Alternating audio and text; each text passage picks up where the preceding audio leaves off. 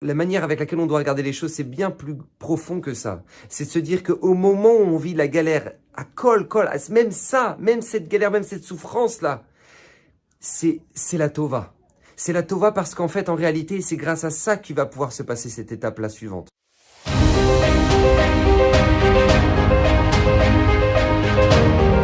Alors, Bezrat Hashem, le Zerachim Shon de cette semaine est dédié pour l'élévation de l'âme de Stéphane Yair Mas'od Ben Avraham.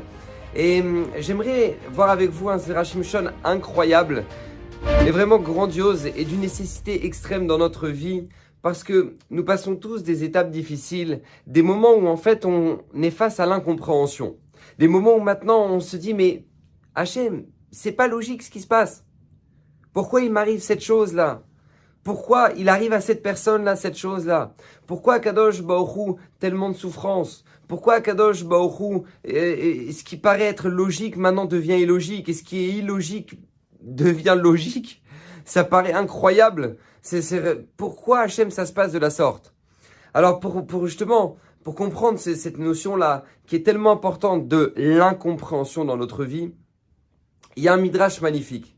Moshe Rabbeinu, lorsqu'il est arrivé sur le bord de la mer, et qu'il a vu la mer s'ouvrir, et qu'il a vu que le Ham Israël traverse la mer et que Kadosh Baruch Hu fait retomber la mer sur les Égyptiens, et sauve le clan Israël, alors à ce moment-là, il va se mettre à ce qu'on appelle chanter le cantique de la mer, Az Yashir Moshe. Moshe Rabbeinu ici, comme ça nous dit le Midrash, va réparer une erreur qu'il a faite. Alors, quelle erreur a pu faire Moshe Rabbeinu? Nous dit le Midrash, oui, il va faire une erreur Moshe Rabbeinu, pourquoi? Parce que quand il est arrivé chez Paro, il s'est dit, mais Hachem, j'ai pas compris, pourquoi tu m'envoies sortir le clan d'Israël? Regarde, depuis le moment où tu m'as envoyé, j'ai empiré la situation. J'ai empiré la situation. Tiens, moi, tu m'as envoyé pour libérer le Ham Israël. Tu m'as dit, vas-y, va aller sortir d'Égypte. Alors, du coup, moi, je suis parti. Je suis parti pour aller libérer. Je me suis approché de Paro. Je suis parti parler à Paro. Je lui ai dit, regarde, Paro, laisse sortir mon peuple. Parce que sinon, ça va mal se passer. Et là, Paro me regarde. Il dit, mais regarde, non seulement je vais pas laisser sortir ton peuple, mais c'est pas juste ça. C'est que t'as pas compris. Maintenant, ton peuple, là, qui faisait des briques et des bâtiments, eh ben, tu vois, avant, je leur fournissais la paille. Eh ben, maintenant, même la paille, je vais pas leur fournir. Et si jamais maintenant, ça baisse en quantité de travail, eh ben, sache une chose. Ils vont le payer de leur propre chair. Ils vont devoir aller maintenant eux-mêmes faire du porte-à-porte pour aller chercher la paille. Et si jamais maintenant, il y en a moins qui construit qu'avant, eh ben, sache une chose. Ils vont devoir le payer de leur propre chair. Et donc là, la situation va s'empirer en Égypte pour les Bnei Israël. Et là, Moshe Rabbeinu va dire à Hachem, mais je comprends pas. Hachem, pourquoi? Tu m'as fait sortir. Mais Az bati el Paro, va dire Moshe Rabbeinu. Depuis l'instant où je me suis présenté chez Paro, j'ai empiré la situation. Donc Moshe Rabbeinu va avoir, entre guillemets, un reproche à faire à Hachem. Hachem, pourquoi? Pourquoi? C'est illogique. J'annonce au Ham Israël la Géoula, j'annonce que ça y est, c'est fini, j'annonce que c'est bon, ils peuvent faire leur valise. Oh, on y va. Et puis là, d'un seul coup, qu'est-ce qui se passe? Bam, ça s'empire. Et là, le Ham Israël qui regarde Moshe dit, mais Moshe, t'es pas là pour nous sauver de la galère, là? Tu nous as empiré notre galère. Pourquoi? Et Moshe Rabbeinu va faire ce reproche-là à Hachem. Et en fait, en réalité, écoutez bien ce qui va se passer. Lorsque le Ham Israël va se retrouver face à la mer et qu'ils vont devoir traverser la mer, il va se passer quelque chose de terrible dans le ciel. C'est qu'en fait, l'ange d'Égypte va dire à Hachem, je comprends pas, c'est pas juste. Hachem, tu vas ouvrir la mer, tu vas faire traverser le Ham Israël, et les Égyptiens, tu vas tous les noyer. Pourquoi? Pourquoi? Bon, parce que quoi, le Ham Israël, ils ont tellement de mérite. Et là, écoutez bien ce que va dire l'ange de l'Égypte. Il va dire, Elou Ovdei Avodazara, Ve'elou Ovdei Avodazara. Les Égyptiens sont des idolâtres. Ok, mais tes enfants, les Bnei Israël, là, eux aussi sont des idolâtres. Nous dit le Harizal, pour comment se fait-il que l'âme Israël est sorti, mais du jour au lendemain, comme ça, de manière tellement précipitée. Nous dit le Harizal parce qu'ils avaient atteint le 49e degré d'impureté. S'ils restaient encore un instant en Égypte, ils n'auraient jamais pu sortir. Ils auraient atteint le 50e degré. Donc dis-le l'ange d'Égypte, je comprends pas. Tu vas faire noyer les Égyptiens parce que soi-disant c'est des idolâtres et des Réchaïm. Mais dis-moi, les Bnei Israël, c'est des grandes sadikim, eux. C'est des grandes sadikim, eux, ils méritent d'être sauvés. Ils ont atteint eux-mêmes le 49e degré d'impureté. Comment maintenant tu peux les sauver, leur donner tellement de mérite? Et écoutez bien ce que va faire le malheur Gabriel à ce moment-là. Écoutez bien, au moment où maintenant il va entendre cette accusation de l'ange de l'Égypte, le malheur Gabriel va courir. Il va foncer en Égypte, il va prendre une brique dans laquelle maintenant se trouvait un bébé. Un bébé avait été emmuré.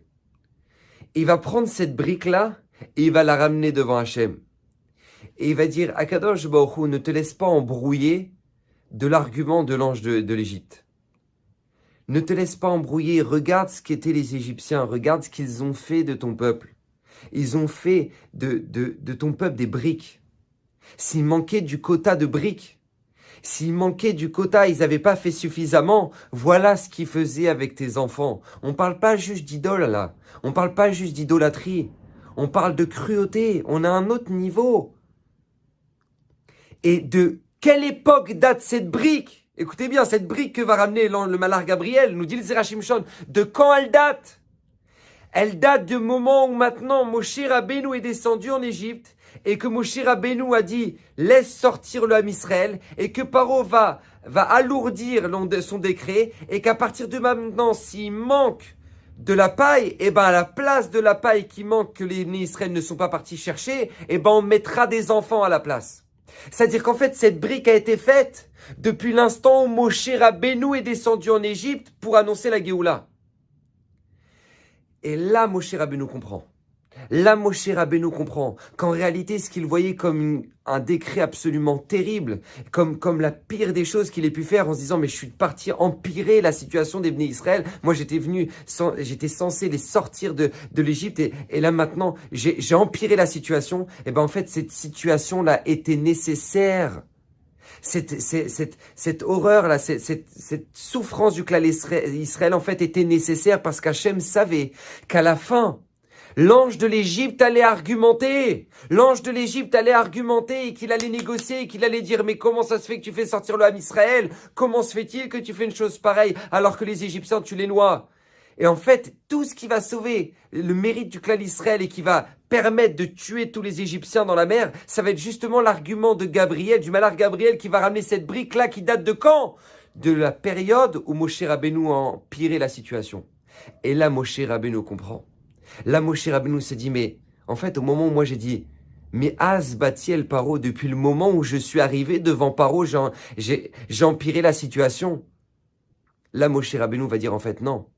En fait, cette situation était nécessaire pour la sortie de l'Égypte, pour que personne ne puisse argumenter contre le clan d'Israël et que les Égyptiens meurent dans la mer. Et donc, qu'est-ce qui va se passer? Écoutez bien, quelque chose d'incroyable. Moshe Rabbeinu, ici, va commencer sa shira en disant « Az Yashir Moshe ».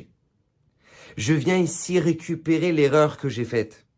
Je pensais qu'en fait Hachem s'était trompé et j'avais des arguments contre Akadosh Baruch Hu en disant « Hachem, pourquoi tu fais ça ?» Alors qu'en fait, cette chose-là qu'Hachem était en train de faire, elle était nécessaire pour la sortie d'Égypte. Elle était nécessaire pour la sortie des Bnei Israël d'Égypte. Donc Moshe Rabbeinu va ici réparer en disant Az Yashir Moshe. Le Az qui a été utilisé comme argument, comme plainte contre Hachem, va être ici utilisé pour chanter la Shira d'Astayam, pour chanter le cantique de la mer, pour montrer à combien Kadosh Baruch Hu est puissant, et combien Kadosh Baruch Hu est grand, et combien Kadosh Baruch Hu avait vu loin. Et combien ça c'est important, parce que Moshe Rabbeinu ici vient nous apprendre une grande leçon de vie. Bien souvent dans notre vie, nous nous retrouvons dans des situations où nous ne comprenons pas les situations difficiles. Ça paraît illogique, ça paraît incompréhensible, ça paraît... Pourquoi ça, Hachem? Mais Moshe Rabbeinu ici dans Az Yashir Moshe que les Chachamim nous ont instauré, que l'on doit chanter tous les matins dans notre tfila. Pourquoi? Pour nous apprendre cette notion-là que même si jamais maintenant il est arrivé des moments dans ta vie où c'était l'incompréhension, où tu n'as pas compris pourquoi cette chose est arrivée, pourquoi, et ça paraît tellement injuste, ça paraît tellement anormal. Moshe Rabbeinu, lui, le plus grand de tous les prophètes, avait compris que la finalité des choses était qu'Akadosh Baruch Hu, lui avait vu loin. Lui avait vu très très loin et que la Géoula dépendait de ça justement. La Géoula dépendait de ça. Et on sait très bien que la Géoula qui va arriver bientôt Bekarov dépend des épreuves que nous dépassons, que nous surmontons dans notre vie, l'incompréhension que nous avons. Parce que justement la Géoula va être la compréhension de tout ce qui est illogique de la période que nous sommes en train de traverser. Tout paraît tellement illogique. Nos ennemis qui continuent à nous écraser, les nations qui peuvent continuer à argumenter contre nous alors que on vient de perdre 6 millions de nos frères dans la Shoah et que ça ne change, les arguments restent les mêmes et que le juif dérange toujours autant. Et ça paraît incroyable. Tu dis mais c'est démentiel. L'histoire ne fait que de se reproduire. Mais toute cette incompréhension-là a une finalité. Bezrat Hashem, quand viendra la Géoula Shlema, nous aussi on pourra à notre tour chanter Az Yashir Moshe, comme ça nous dit la Gemara. La Shirat Hayam, elle est au futur. Pourquoi? Parce qu'on chantera nous aussi la Shirat Hayam, le cantique de la mer en disant Hachem, on comprend en fait tout ce qu'on a pu dire que on n'a pas compris. Pourquoi Hachem, tu nous as fait ça? Eh ben, la Tid Lavo, quand viendra le Melech HaMashiach, tout sera clair.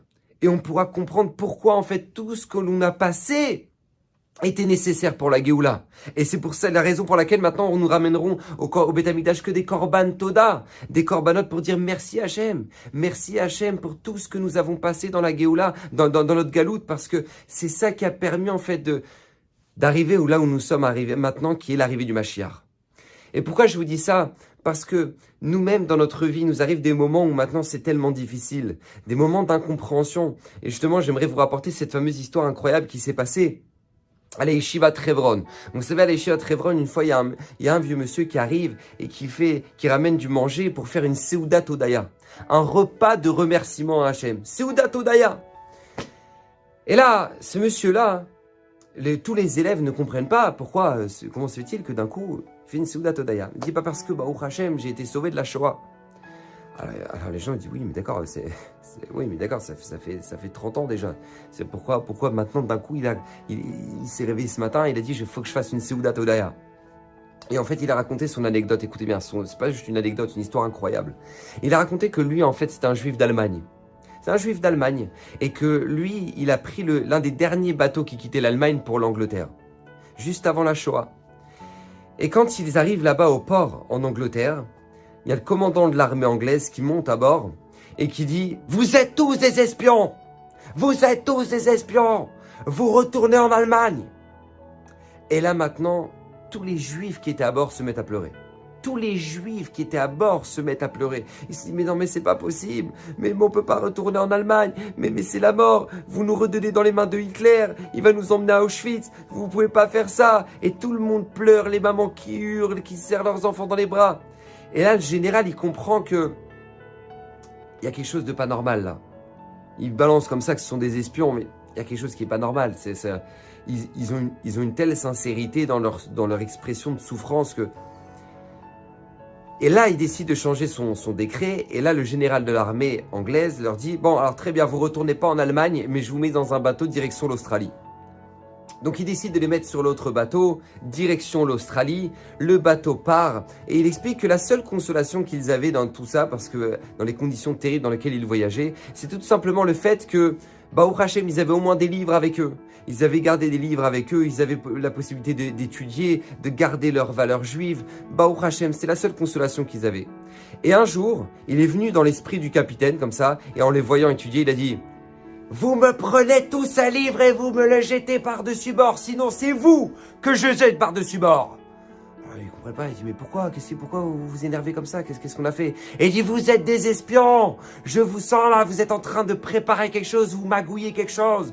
Non, il n'y a pas, vous me jetez tous ces livres par-dessus bord, sinon c'est vous que je jette. Et là les juifs racontent avec les larmes aux yeux, ils jettent la seule chose qui leur restait, leur livre, leur shiuré Torah, la seule chose qui leur restait, ils finissent par devoir le jeter par-dessus bord et ils voient leur livre comme ça à la surface de la mer. Maintenant, il ne se passe pas quelques heures que d'un coup, alerte générale dans le bateau, allez tous dans la cale, il y a un torpilleur allemand qui les suit. Maintenant, le torpilleur allemand qui les suit, eux, ils se mettent à hurler, Shira Balot, Esaena Ishma Israël. Ils ont peur de mourir. Et le torpilleur les suit, il ne leur fait rien. Et pendant une semaine, le torpilleur allemand va les suivre et ne va rien leur faire. Et on n'a jamais compris ce qui s'est passé. Et là, je fais cette Seudat Odaya, raconte ce monsieur-là. Pourquoi? Parce que cette semaine, j'ai eu une réponse à ma question. Cette semaine, j'ai eu une réponse à cette interrogation qu'on a eue pendant des années. J'ai mon ami qui lui habite en Angleterre, qui m'a montré un article et qui m'a raconté la fameuse histoire de ce torpilleur allemand qui a suivi le bateau anglais. Et qu'est-ce qu'il est rapporté là-bas? Une interview du torpilleur allemand, du capitaine du torpilleur allemand qui raconte que, un témoignage qui dit que, en fait, effectivement, ils ont vu ce bateau anglais et qu'ils devaient le descendre. Et au moment où maintenant, ils devaient couler ce bateau, ils voient des livres à la surface de la mer. Ils voient des livres qui flottent comme ça à la surface, des pages qui flottent à la surface de l'eau. Et là, les Allemands récupèrent ces livres et en fait, ils se rendent compte que ce sont des livres écrits en allemand. Parce qu'avec nous, on avait des livres du Rav Shimshon Raphaël Hirsch. Et en fait, les livres étaient écrits en allemand. Et en fait, les Allemands, eux, ont vu de l'allemand. Ils n'ont pas cherché à comprendre ce que c'était. Ils ont vu de l'allemand. Quand ils ont vu de l'allemand, ils se sont dit, en fait, ils ont des prisonniers allemands avec eux dans la soute. Ils ont des prisonniers allemands, on ne peut pas les descendre. Et non seulement le torpilleur allemand ne va pas les descendre, mais il va les suivre pour les protéger pendant toute cette période-là où maintenant, ils étaient dans le bateau. C'est le torpilleur allemand qui va les protéger de toute attaque extérieure. Il dit, de là, j'ai compris une grande leçon. C'est qu'en fait, ce qui paraissait être la pire chose pour nous, là où maintenant on se retrouve déjà dans un bateau de direction l'Australie, dans des conditions terribles, et là le summum du summum, devoir jeter nos livres de Torah à la mer, et ben en fait maintenant j'ai pris conscience qu'en fait c'est ça qui nous a sauvés. C'est le fait d'avoir jeté nos livres qui a été en fait la clé de notre sauvetage. Parce que grâce à ces livres, les Allemands ne nous ont pas descendus. Et ça, c'est une leçon de vie extraordinaire et c'est exactement ça qu'est venu transmettre Moshe Rabbeinu dans Az Yashir Moshe. C'est qu'en fait, lui, il se disait, mais Hachem, tu m'as envoyé pour libérer le Ham Israël, mais j'ai empiré la situation. Ils sont dans des conditions terribles maintenant. J'ai empiré, c'est affreux ce qu'ils vivent. Et en fait, Moshe Rabbeinu va finir par comprendre que, en fait, cette situation qui s'est empirée va être en réalité la clé du sauvetage du Ham Israël. Va être la clé parce que c'est grâce à ça qu'après, le Malach Gabriel, l'ange Gabriel va pouvoir argumenter pour sauver le Ham Israël. Donc pourquoi je vous raconte tout ça et pourquoi le Zera Shimshon nous ramène ça? Pour nous donner une autre perception des choses. Parce que vous savez, bien souvent on se dit, à Kol et Tova, on se dit, bon, bah là maintenant c'est une horreur, ce que je suis en train de vivre c'est une galère, c'est une catastrophe, c'est un cauchemar. Mais bon, Bezrat Hashem, la finalité, elle sera bonne, Bezrat Hashem. Nous dit Zera Shimshon, non. La manière avec laquelle on doit regarder les choses, c'est bien plus profond que ça. C'est de se dire qu'au moment où on vit la galère, à Kol, même ça, même cette galère, même cette souffrance-là, c'est la Tova. C'est la Tova parce qu'en fait, en réalité, c'est grâce à ça qu'il va pouvoir se passer cette étape-là suivante. La finalité sera bonne, pas juste parce qu'en fait, voilà, en finalité, ça c'est mauvais, mais ce sera... Non, c'est qu'en fait, cette difficulté-là, cette épreuve-là, permettra que la finalité sera bonne. Donc il fallait cette épreuve-là. Et c'est comme ça qu'un juif doit construire notre émouna. C'est comme ça qu'un juif doit construire cette compréhension-là des choses, de se dire, même si je ne comprends pas maintenant, même si c'est vrai sur le long terme, ça me paraît complètement illogique, et même devant mes yeux, ça me paraît horrible ce que je suis en train de vivre, il faut se dire qu'une seule chose, qu'un juif doit construire cette émouna et qu'Akadosh Baruch Hu attend ça de nous, de chanter Az Yashir Moshe tous les matins pour se dire la finalité au final. La finalité est puissante et même si tu ne comprends pas tout de suite, tu verras que après, quand viendra les la finale, quand viendra ma chère Tzidkenu, on verra tout le film à l'envers et on comprendra que tout était pour le bien. Donc Bezrat Hashem, Kadosh Baruch Hu nous aide à avoir cette émouna forte dans les moments difficiles, dans les moments d'incompréhension, parce que nous vivons tous des moments difficiles, des moments d'incompréhension, pour que Bezrat Hashem construire notre émouna, que la finalité est non seulement merveilleuse, mais que Bezrat Hashem Kadosh Baruch Hu ne pouvait pas l'amener sans passer par ces épreuves-là. Bracha Vatzlacha, que Bezrat Hashem, le mérite du Zera Shimshon, puisse vous protéger, lui-même qui a promis que tout celui qui l'étudiera régulièrement méritera une multitude de bénédictions. Donc que Bezrat Hashem, son mérite, nous protège, et que Bezrat Hashem, ma chère Tzidkenu, puisse venir, et que toutes ces paroles soient pour l'élévation de l'âme de Stéphane Yair Masoud Ben Avraham. Bruchim Tchou, la semaine prochaine.